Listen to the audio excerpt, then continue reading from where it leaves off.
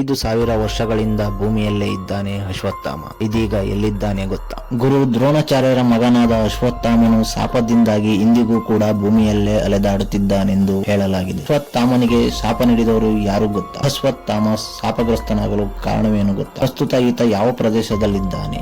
ವೀಕ್ಷಕರೇ, ಮಹಾಭಾರತ ಯುದ್ಧ ಮುಗಿದ ನಂತರ ಕೌರವ ಮತ್ತು ಪಾಂಡವರ ಗುರುಗಳಾದ ದ್ರೋಣಾಚಾರ್ಯರ ಮಗ ಅಶ್ವತ್ಥಾಮನು ಪಾಂಡವರ ಪುತ್ರರನ್ನು ಮೋಸದಿಂದ ಸಾಯಿಸುತ್ತಾನೆ. ಈ ಪಾಪದ ಕೃತ್ಯಕ್ಕೆ ಅಶ್ವತ್ಥಾಮನು ಶಾಪಕ್ಕೆ ಒಳಗಾಗುತ್ತಾನೆ. ಈ ಪಾಪದಿಂದಾಗಿ ಅಶ್ವತ್ಥಾಮನು ಇನ್ನೂ ಕೂಡ ಜೀವಂತವಾಗಿದ್ದಾನೆ ಎಂದು ಹೇಳಲಾಗುತ್ತದೆ ಮತ್ತು ಒಂದು ಸ್ಥಳದಿಂದ ಇನ್ನೊಂದು ಸ್ಥಳಕ್ಕೆ ಅಲೆದಾಡುತ್ತಿದ್ದಾನೆ ಎಂದು ಹೇಳಲಾಗುತ್ತದೆ. ಅಷ್ಟು ಮಾತ್ರವಲ್ಲ, ಅಶ್ವತ್ಥಾಮನು ಮಧ್ಯಪ್ರದೇಶದಲ್ಲಿನ ಕೋಟೆಯೊಂದರಲ್ಲಿ ಕಾಣಿಸಿಕೊಂಡಿದ್ದಾನೆ ಎಂದು ಕೂಡ ಹೇಳಲಾಗುತ್ತದೆ. ಈ ಕೋಟೆ ಎಲ್ಲಿದೆ ಮತ್ತು ಆ ಕೋಟೆಯನ್ನು ಅಶ್ವತ್ಥಾಮನಿಗೆ ನೀಡಿದವರು ಯಾರು?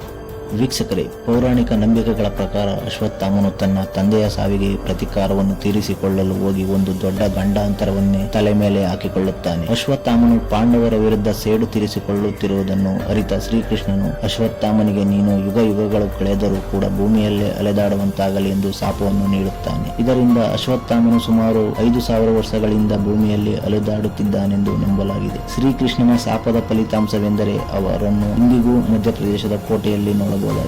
ಆ ಕೋಟೆಯ ಹೆಸರು ಅಸಿರ್ಗಾರ್. ಇದು ಮಧ್ಯಪ್ರದೇಶದ ಬುರ್ಹಾನ್ಪುರದಿಂದ 20 ಕಿಲೋಮೀಟರ್ ದೂರದಲ್ಲಿದೆ. ಶಿವನನ್ನು ಆರಾಧಿಸಲು ಅಶ್ವತ್ಥಾಮನು ಇಂದಿಗೂ ಕೂಡ ಈ ಕೋಟೆಗೆ ಬರುತ್ತಾನೆಂದು ಇಲ್ಲಿನ ಸ್ಥಳೀಯರು ಹೇಳುತ್ತಾರೆ. ಇಲ್ಲಿನ ಸ್ಥಳೀಯರು ಅಶ್ವತ್ಥಾಮನಿಗೆ ಸಂಬಂಧಿಸಿದ ಅನೇಕ ದಂತಕಥೆಗಳನ್ನು ಕೂಡ ನಿರೂಪಿಸುತ್ತಾರೆ. ಅಶ್ವತ್ಥಾಮನು ನೋಡಿದವರು ಯಾರೇ ಆಗಲಿ ಅವರು ಬದುಕುಳಿದಿಲ್ಲ ಮತ್ತು ಅವರಲ್ಲಿ ಕೆಲವು ಮಾನಸಿಕ ಅಸ್ವಸ್ಥತೆಯನ್ನು ಕಳೆದುಕೊಂಡಿದ್ದಾರೆ ಎಂದು ಇಲ್ಲಿನ ಜನರು ಹೇಳುತ್ತಾರೆ. ಅಶ್ವತ್ಥಾಮನು ಶಿವನನ್ನು ಆರಾಧಿಸುವ ಮೊದಲು ಕೋಟೆಯಲ್ಲಿರುವ ಸರೋವರದಲ್ಲಿ ಸ್ನಾನ ಮಾಡುತ್ತಾನೆ ಎಂದು ಹೇಳಲಾಗುತ್ತಿದೆ. ಅಷ್ಟು ಮಾತ್ರವಲ್ಲ, ವಿಬಲ್ಪುರದಲ್ಲೂ ಕೂಡ ನರ್ಮದಾ ನದಿಯ ಗೌರಿ ಘಾಟ್ನ ದಡದಲ್ಲಿ ಅಶ್ವತ್ಥಾಮನು ಅಲೆದಾಡುತ್ತಿರುವುದನ್ನು ಸಾಕಷ್ಟು ಜನ ನೋಡಿದ್ದಾರೆಂದು ಕೂಡ ಹೇಳಲಾಗಿದೆ. ವೀಕ್ಷಕರೇ, ಅಶ್ವತ್ಥಾಮನು ಗೌರಿ ಘಾಟ್ನ ನದಿಯ ದಂಡೆಯಲ್ಲಿ ಅಲೆದಾಡುವಾಗ ಕೆಲವೊಮ್ಮೆ ಗಾಯವನ್ನು ಮಾಡಿಕೊಂಡು ಗಾಯದಿಂದ ಹರಿಯುವ ರಕ್ತವನ್ನು ನಿಯಂತ್ರಿಸಲು ಸ್ಥಳೀಯರಲ್ಲಿ ಅರಿಶಿಣ ಮತ್ತು ಎಣ್ಣೆಯನ್ನು ಕೇಳುತ್ತಾನೆಂದು ಹೇಳಲಾಗಿದೆ. ಆದರೆ ಈ ವಿಷಯಕ್ಕೆ ಸಂಬಂಧಿಸಿದಂತೆ ಇದು ಎಷ್ಟರ ಮಟ್ಟಿಗೆ ಸತ್ಯ, ಎಷ್ಟರ ಮಟ್ಟಿಗೆ ಸುಳ್ಳು ಎನ್ನುವುದಕ್ಕೆ ಇಲ್ಲಿಯವರೆಗೂ ಯಾವುದೇ ಪುರಾವೆಗಳಿಲ್ಲ. ಆದರೆ ಇಲ್ಲಿನ ಸ್ಥಳೀಯರು ಇದು ಬಹಳ ಸಮಯದಿಂದ ನಡೆದುಕೊಂಡು ಬಂದಿದೆ ಎಂದು ಹೇಳುತ್ತಾರೆ.